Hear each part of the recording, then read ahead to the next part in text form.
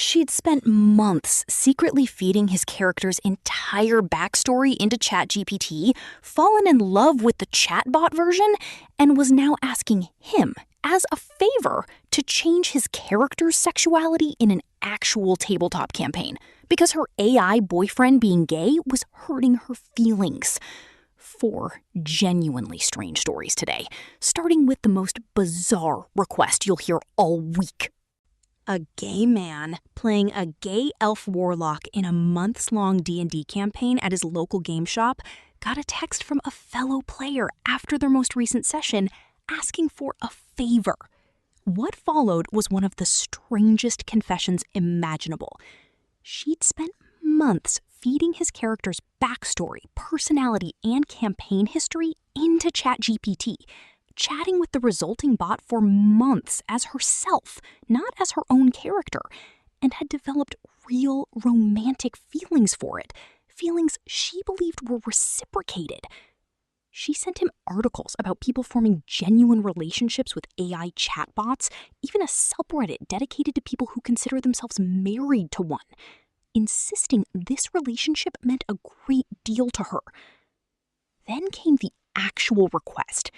Since the chatbot version of his character had somehow turned out heterosexual, and that fact was hurting her feelings, could he simply change his character's sexuality in the real campaign to match? He left her on read, genuinely unsure how to respond.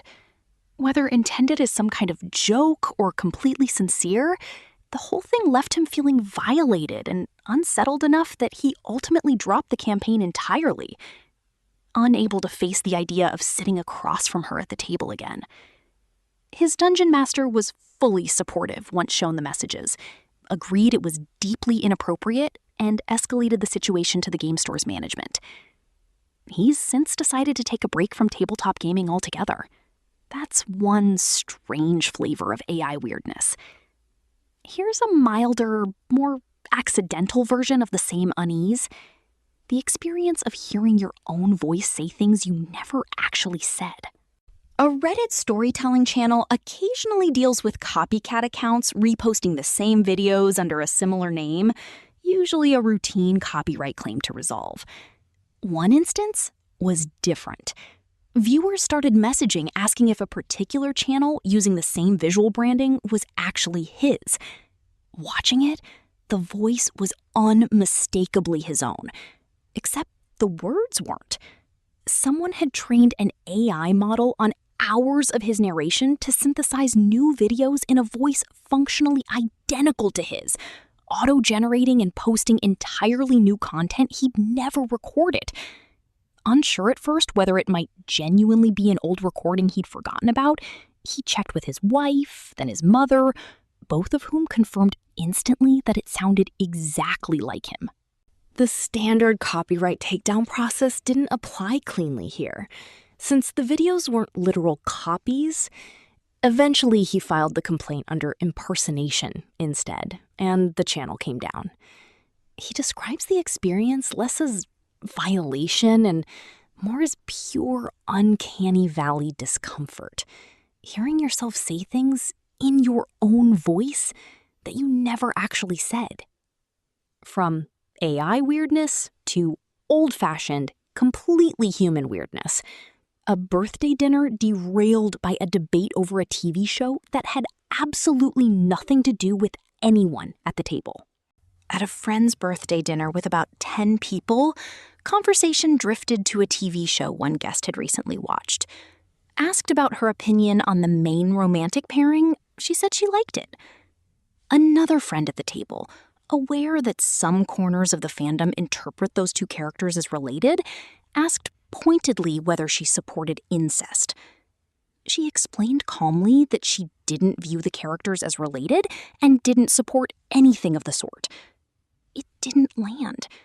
The friend kept pushing, insisting the characters were related, that liking the pairing made her a supporter of incest, that she needed to educate herself, and, for reasons never fully explained, also called her homophobic, since one of the characters was bisexual but ended up in a heterosexual relationship by the end of the show.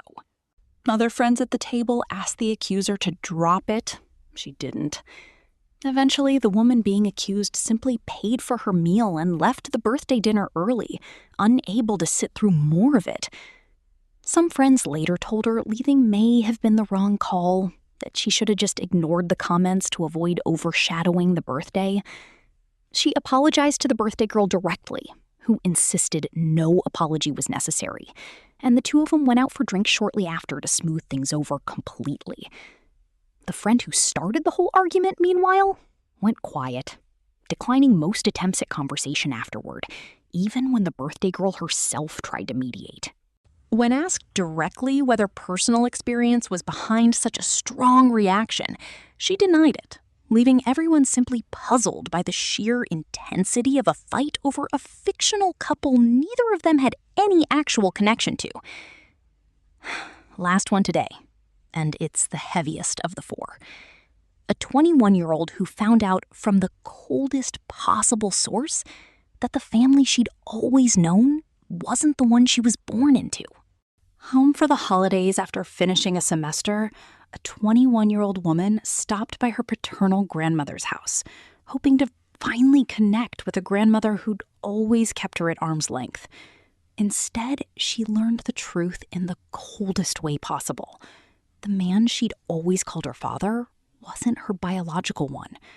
Her father's first wife had gotten pregnant by someone else, then left, leaving him with a child that wasn't his by blood. He'd chosen to raise her anyway. Her grandmother admitted, without apparent remorse, that she'd spent years urging him to place her in foster care instead, since she felt no connection to a grandchild who didn't share her bloodline. He'd always refused. She called her mother from the car, shaken. Her mother confirmed the story was true, and added the part her grandmother had left out entirely. When she and her father got together, she fell in love with the girl just as completely as she loved her own biological children afterward.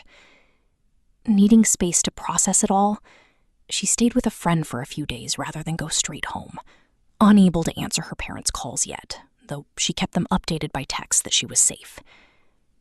When she finally did go home, her younger siblings swarmed her the moment she walked through the door, one in tears, hugging her and demanding to know where she'd been, the other pretending to be too cool for a hug before getting tackled into one anyway. Her mother arrived first from work and pulled her into a fierce hug, visibly relieved. Her father did the same the moment he got home. The whole family sat down together, and her parents explained the full story to her siblings for the first time too. That biology had never once changed how either of them felt about her. Her brother, only half joking, broke the heavy mood by pointing out that she was still just his annoying older sister, exactly as she'd always been. Nothing had actually changed.